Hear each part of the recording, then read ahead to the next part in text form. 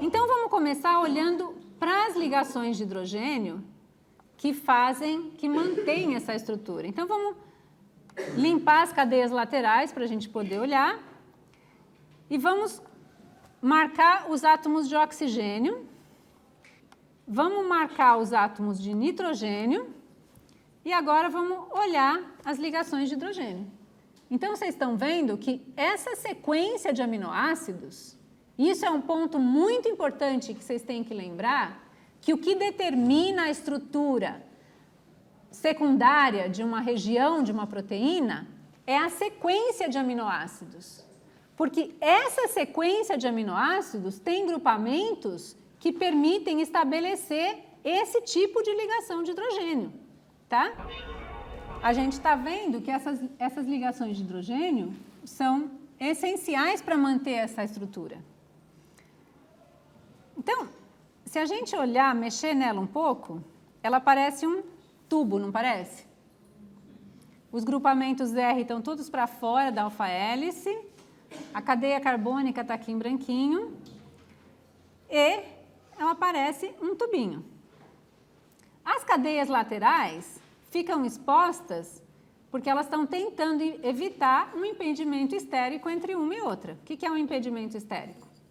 É a repulsão eletrostática entre nuvens eletrônicas de dois grupos em moléculas diferentes ou na mesma molécula. Acontece que na vida real, o interior dessa estrutura não é vazio, porque a gente está olhando um tipo de representação, que é um tipo de representação que não leva em conta o espaço que os átomos ocupam no espaço, né? Então, se a gente olhar isso utilizando um modelo que completa os raios atômicos, o que a gente tem é isso. Então, não é um tubo vazio, é uma estrutura, é uma conformação espacial, mas que não é um espaço vazio, tá? Então, agora a gente volta e dá uma olhada em todas as alfa-hélices que estão presentes na proteína inteira. Então, tem várias alfa-hélices presentes na proteína. A nomenclatura das alfa-hélices aqui tem a ver com domínios da proteína, que acho que é menos importante.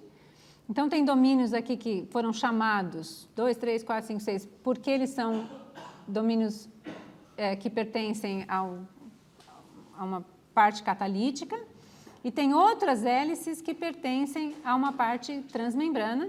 Então, é por isso que eles são chamados de CH e de TH.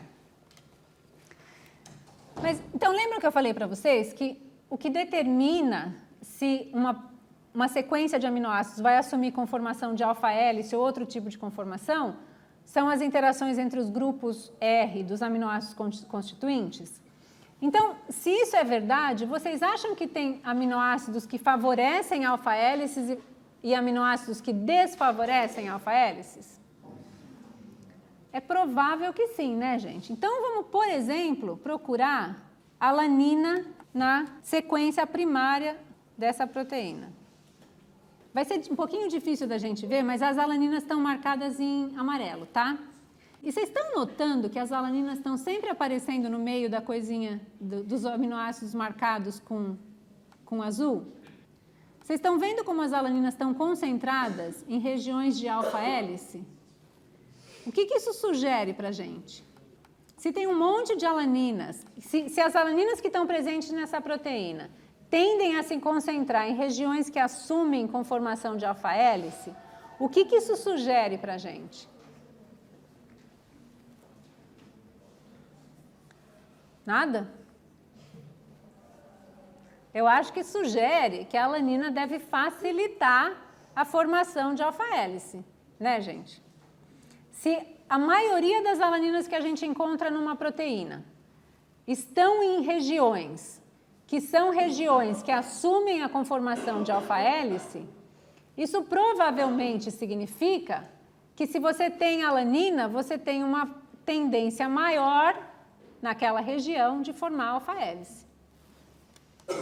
Por outro lado, vamos olhar as prolinas. Então, a prolina está aqui marcado de laranjinha. Então, se vocês olharem a estrutura, vocês vão ver que prolinas não são muito frequentes em alfa-hélices. E quando elas estão em alfa-hélices, elas tendem a estar na ponta da hélice. Como, por exemplo, se a gente isolar uma hélice dessa proteína, que é a hélice TH9, e a gente olhar para a prolina, a gente vai ver que a prolina está na pontinha da hélice. E se vocês, em casa, abrirem as sequências primárias e olharem aonde as prolinas que estão presentes em alfa-hélice se encontram, vocês vão ver que, geralmente, elas estão na pontinha, elas estão no fim de estruturas em alfa-hélice, tá? Por que é isso? Porque vocês lembram que eu mostrei para vocês no slide do PowerPoint que a prolina é um aminoácido diferente do resto? Porque na prolina, a amina que está ligada ao carbono alfa, ela faz parte do ciclo? Ela está cíclica? Então, isso causa uma restrição de movimento do grupamento R. Então, toda vez que tem prolina numa sequência de aminoácidos, naquela região, a ligação peptídica é menos flexível, certo? Porque a ligação peptídica agora está limitada, o esqueleto carbônico agora está limitado por estar preso num ciclo. Então, o fato que a prolina tem uma cadeia lateral cíclica envolvendo o grupamento amina, há uma restrição dos movimentos possíveis da ligação peptídica envolvendo este aminoácido. Por esse motivo, a alfa-hélice sofre uma distorção e não se estende a partir deste aminoácido porque não pode mais se manter estável. Além disso, como a ligação peptídica da prolina envolve uma amida secundária, não há um átomo de hidrogênio disponível para que se forme uma ponte de hidrogênio com os aminoácidos adjacentes na hélice que estabilizaria a alfa-hélice. Bom, então essas são as alfa-hélices. E a gente viu que tem 3 tipos de estruturas secundárias aqui nessa proteína. Tem a alfa-hélice e tem as folhas beta preguiadas. Então, vamos dar uma olhadinha na folha beta preguiada. Então, para fazer isso, a gente vai isolar um domínio da proteína, que é entre os aminoácidos treonina 386 até a serina 535, que está estruturado exclusivamente em folhas beta. Então, vamos isolar um segmento menor. E a primeira coisa que chama a atenção é como essas cadeias, essa estrutura é formada por cadeias polipeptídicas paralelas. Então, vamos dar uma olhada isso com a estrutura atômica. É isso que a gente tem. E para facilitar a gente olhar isso, vamos limpar aquela estrutura, aquela coisa branca que é a estrutura não regular. E vamos dar uma olhada no esqueleto carbônico aqui. Vamos limpar ainda mais e isolar só um segmento. Então, que vai da tirosina 394 até o triptofano 398. Então, aqui a gente tem o esqueleto carbônico e em amarelo os grupamentos R. Vamos colorir os carbonos alfa em verde. Então, imediatamente, um aspecto estrutural disso aqui chama a atenção, tá? Que é o fato que, se a gente olha para os carbonos alfa, a gente percebe que os grupamentos R de cada aminoácido, eles estão alternados em relação ao carbono alfa, tá? Então, aqui tem um para esse lado, o outro para o outro lado, daí o outro para o outro lado, daí esse para esse lado. Vocês estão vendo como para cada aminoácido os grupamentos R estão espacialmente alternados um em relação ao outro? Tá? Tal distribuição de cadeias laterais ocorre porque os ângulos de torção apresentam regularidade. E isso faz com que o esqueleto carbônico ele fique ondulado ou preguiado.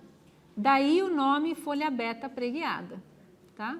E se vocês quiserem, vocês podem olhar isso numa figura que é mais fácil de ver. Então, olha aqui o carbono alfa, o esqueleto carbônico, e as cadeias laterais. 1, 2, 3, 4 e assim por diante. Então, regiões de folha beta preguiada vão sempre assumir essa estrutura e vão ter sempre os grupamentos laterais, alternando um em relação ao próximo aminoácido. E se a gente colocar isso num segmento menor, a gente vai ver que a mesma regularidade é observada. Então, agora, se a gente colocar 2 segmentos, 2 folhas beta preguiadas, que lembra que eu mostrei que elas são paralelas, que são várias cadeias polipeptídicas paralelas, a gente vai ver como é que são essas interações. Então, para isso é mais fácil a gente desaparecer com as cadeias, e vocês estão vendo que, olha, os grupamentos R entre 2 também são alternados. E como é que essa estrutura é mantida? Essa estrutura também é mantida por pontes de hidrogênio. Então, vamos dar uma olhada nas ligações de hidrogênio, melhor, né? Que mantém essa estrutura de folha beta preguiada. Então, para isso, a gente vai colorir os átomos de oxigênio, colorir os átomos de nitrogênio e mostrar as ligações de hidrogênio. E vocês estão vendo que, diferente do que a gente tinha visto na hélice, vocês lembram que na alfa-hélice as ligações de hidrogênio eram entre os aminoácidos que estavam próximos uns aos outros na mesma hélice. As interações eram na mesma hélice. Na folha beta preguiada, as ligações de hidrogênio são entre 2 cadeias polipeptídicas paralelas. São entre aminoácidos que não necessariamente estão próximos um do outro na ligação, na estrutura primária da proteína. Se a gente olhar isso planarmente, é isso que a gente vê. Então, é quase como se fosse entre 2 partes distintas da molécula. Porque na sequência linear, esses aminoácidos que estão fazendo essas interações, eles podem estar longe um do outro. Tá? Então, uma forma bastante comum de representar folha beta é através de setas, a direção da cadeia polipeptídica. E vocês estão vendo sempre que as diferentes cadeias têm sentidos antiparalelos? Então, a sequência linear está indo nesse sentido, a sequência da estrutura primária, a próxima folha beta está indo no outro sentido e assim em diante, tá? Então, se agora a gente voltar nisso aqui, agora vocês entendem essa figura melhor? Vocês conseguem identificar uma alfa-hélice aí?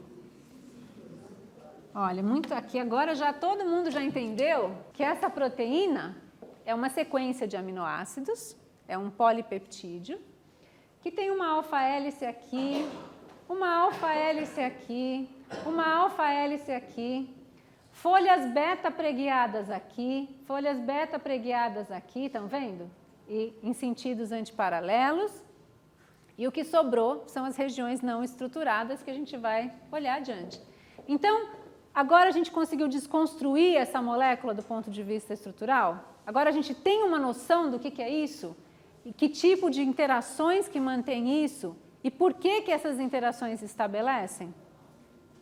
Você também observa, né, que a estrutura formada não é perfeitamente paralela, mas levemente torcida.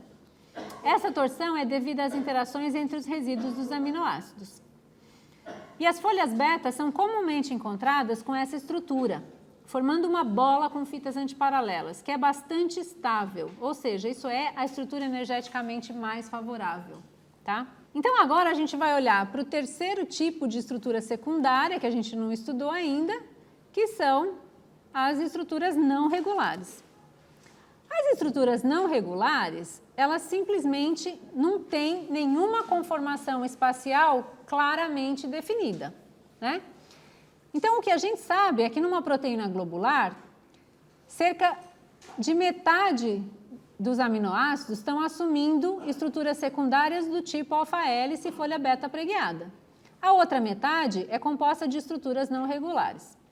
Na verdade, a estrutura desses segmentos peptídicos não apresenta um padrão repetitivo, e é por isso que a gente chama de estrutura não regular.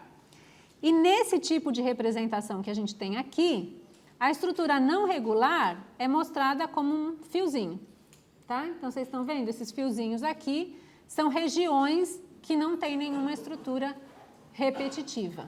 A gente já estudou a estrutura primária, que é a sequência linear de aminoácidos, certo?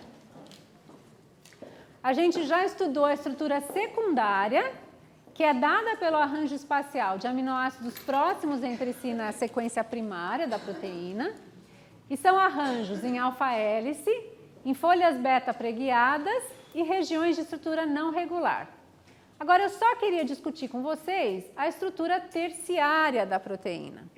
A estrutura terciária da proteína é o resultado de todas essas interações, tá? Então, ela resulta da interação entre as diferentes regiões de estrutura secundária, definida ou não regular. E a estrutura terciária, no fim, ela descreve a conformação espacial da proteína inteira. Então, se a gente voltar lá para aquela proteína, a estrutura terciária dela é o que está representado nessa figura, tá? Que são as interações entre esses três tipos de estruturas secundárias. Então, a gente vai voltar lá para o software e ir lá para a estrutura terciária, que é formada, então, define, né, a estrutura terciária, é formada pela disposição espacial das estruturas secundárias e das estruturas não regulares, constituindo a proteína toda. Que é isso aqui. Isso aqui é a estrutura terciária da toxina diftérica. Mas como é que isso aqui é mantido? A gente viu que as alfa-hélices, as folhas beta preguiadas são mantidas basicamente por interações do tipo ligação de hidrogênio entre os aminoácidos, os grupos dos aminoácidos constituintes. Mas o que mantém essa estrutura? Por que as hélices se arranjam e por que todos os aminoácidos se arranjam dessa maneira? Basicamente, são 4 tipos de forças que mantêm essas interações, que mantêm essa estrutura entre as cadeias laterais dos aminoácidos. E elas podem ser do tipo pontes salinas, pontes de hidrogênio ou ligações de hidrogênio, interações hidrofóbicas e pontes de sulfeto. O que é uma ponte salina? Uma ponte salina é uma interação eletrostática, né? Então, quando que acontece uma interação eletrostática? Quando a gente tiver aminoácidos que têm carga oposta. Então, por exemplo, na toxina diftérica, vamos achar uma região onde tem um aminoácido que é carregado positivamente em pH 7, que é a arginina. E vamos achar um aminoácido que é carregado negativamente, que é a asparagina. Vocês notem que esses aminoácidos não estão próximos um ao outro na sequência linear. A arginina está na posição 173. A asparagina, o aspartato, desculpa, está na posição 211, tá? Então, eles estão distantes um do outro na estrutura primária. Então, se a gente olhar a localização da arginina aqui na estrutura primária, e se a gente for olhando o esqueleto carbônico, vocês estão vendo que eles estão bastante separados um do outro. Isso aqui está no meio de uma alfa-hélice, isso aqui está no finzinho de uma região desestruturada perto de uma alfa-hélice. Só que a interação entre eles dois faz com que esses dois pedaços da proteína se aproximem um do outro. Isso ajuda na compactação da cadeia polipeptídica. Então, olha, a arginina é um aminoácido que tem uma mina no grupo R, que em pH 7 está carregado positivamente. O aspartato é um aminoácido que tem uma carboxila no grupo R, que está carregado negativamente. Então, a tendência desses dois aminoácidos é interagirem eletrostaticamente, certo? O grupamento positivo estabelece uma ponte salina com um grupamento negativo. E isso puxa esses dois pedaços da proteína para ficarem próximos um do outro. Então, isso ajuda a compactar aquela estrutura terciária da proteína, a estabilizar a estrutura terciária da proteína.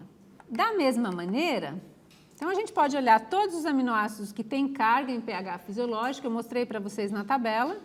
Os aminoácidos com carga positiva têm uma mina, e os aminoácidos com carga negativa têm uma outra carboxila no grupamento R. Da mesma maneira, além das pontes de hidrogênio que são estabelecidas para estabilizar a alfa-hélice, para estabilizar a folha beta pregueada, outras pontes de hidrogênio podem ser ligações de hidrogênio podem ser estabelecidas entre regiões distintas da proteína. Então, por exemplo, uma glutamina que está aqui na posição 184 pode estabelecer uma ponte de hidrogênio, uma ligação de hidrogênio, com uma tirosina que está na posição 60. Então, novamente, os aminoácidos estão distantes na estrutura primária. Mas é exatamente o fato de que aminoácidos que estão distantes na estrutura primária conseguem estabelecer interações intermoleculares que compacta a proteína, que estabiliza a estrutura terciária. O software vai à frente mostrando os outros tipos de interações, mostrando interações hidrofóbicas, que não são nada diferentes daquelas interações hidrofóbicas que a gente estudou nas aulas anteriores. E, por fim, discute um pouquinho o que é a estrutura quaternária. Que a estrutura quaternária das proteínas acontece em situações nas quais a unidade funcional da proteína ela é constituída por mais do que uma cadeia polipeptídica, tá? Tudo que a gente viu para a toxina diftérica, eram interações que aconteciam na mesma cadeia polipeptídica. Ou seja, do aminoácido 1 até o aminoácido, sei lá, 500 que tinha naquela cadeia. E isso dá uma proteína de um certo tamanho. Agora, existem complexos proteicos que são compostos por mais do que uma cadeia polipeptídica que agora interagem entre si. E a estrutura final, essas várias cadeias polipeptídicas interagindo, formam o que a gente chama de estrutura quaternária. Então, algumas proteínas podem ter 2 ou mais cadeias polipeptídicas.